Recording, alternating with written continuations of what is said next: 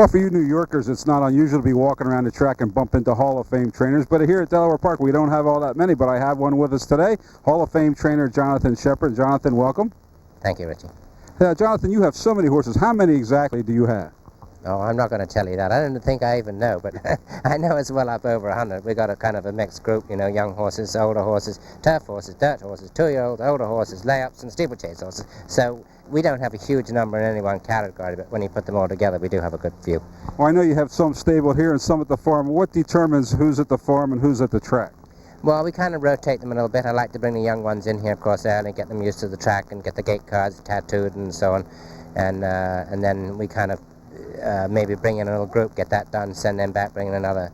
And some of the older horses, I think they enjoy having a little spell on the farm between races, particularly the fillies. They seem to do well out there.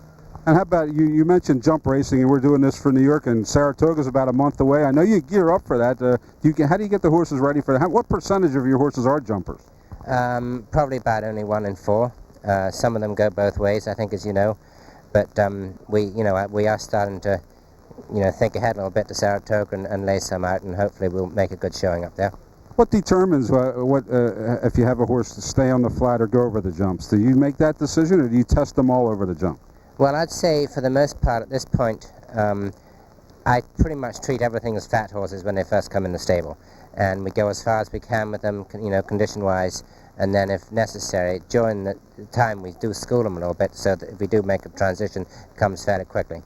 Now, how about, like, say, on Saturday at Delaware Park, you had a horse that had been jumping about 5 straight times. You put him on the flat, and he won. Now, are you going to keep him on the flat, or was that just a prep for the spa? Actually, a little bit of both.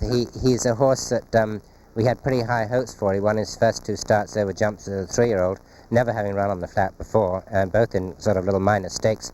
And we thought we really might have a super horse, and it turned out that maybe he'd won those races so easily he wasn't learning that much. Then he disappointed a couple of times, and I thought, well, I know he's better than this. We'll give him a little bit of seasoning on the flat, maybe pick up a purse too if we get lucky, and sure enough we did.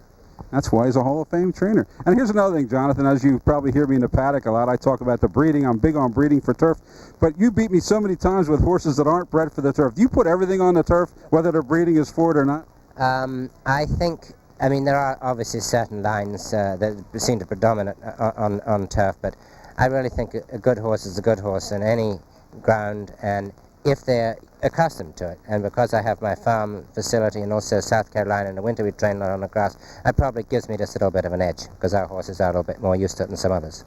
All right, Jonathan, when you were a little boy growing up in Great Britain, did you ever dream that you would be a Hall of Famer in the United States of America?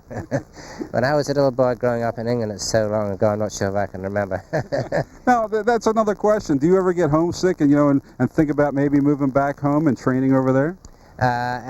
Earlier on, I did on occasion think that, well, I've always sort of got that to fall back on if things aren't going well, but at this point I've got family over here, I'm entrenched, I've got a little breeding program of my own horses, and actually going back to your previous question, before I wanted to be a trainer, I wanted to be a jockey. Lester Piggott was my idol.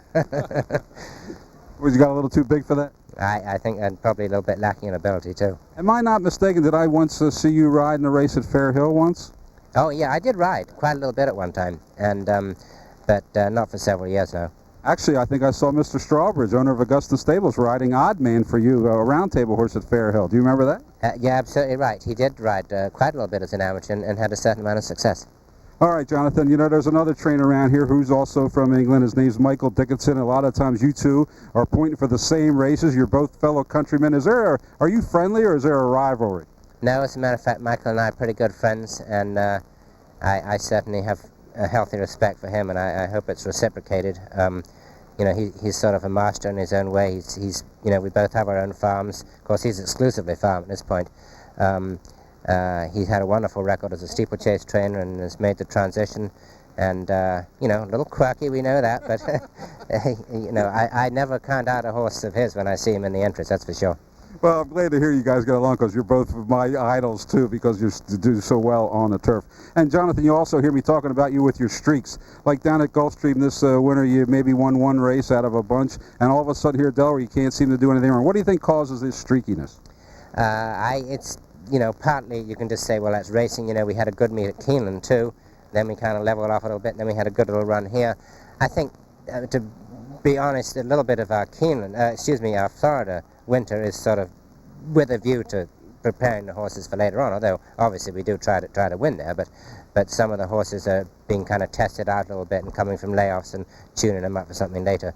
After that, to me it's just horse racing. I don't know why it goes like that, but it sure seems to, and you never know what's around the corner, whether it's going to be good or bad. And Monday you have a horse in the 4th race here, Gethsemane. Any thoughts on him or her? Him. At least you pronounced his name right. When he won here the other day, they call him Gethsemane. But he's useful. He's a nice old horse. He's one of my homebreds, actually. My wife and I own him together. And I did take a quick look at the race. I think there's he's definitely a step up, having won his last start. But hopefully he'll be competitive. And you have 2 on Tuesday. Maybe you can look ahead there. Tonwi Spring and Let's Canoodle. Let's Canoodle, but sort of testing the States Company. She's eligible for 2 other than. It's kind of a big step up, but I think she is a fairly talented filly, and this might be a good time to see what we've got. I frankly would be surprised if she's quite good enough to win it, but hopefully she won't be disgraced. Tanwy Spring is an inexperienced 3-year-old. She ran once one of these races I'm talking about in Florida, where we sort of tuned her up a little bit, and the distance we thought was too short for her. She may need a run around 2 turns, but I haven't really looked at the competition in that race. Still, we don't know a whole lot about her yet, but I think at some point she should be competitive at that level anyway. Okay, we'll be looking for you on Monday and Tuesday here at Delaware Park. And Jonathan, my final question, since you grew up in England, did you ever know any of the Beatles? No, I think we moved in a little bit different circles, but thanks for asking. Okay, Jonathan Sheppard, thank you for your time, and now let's go back to the studio.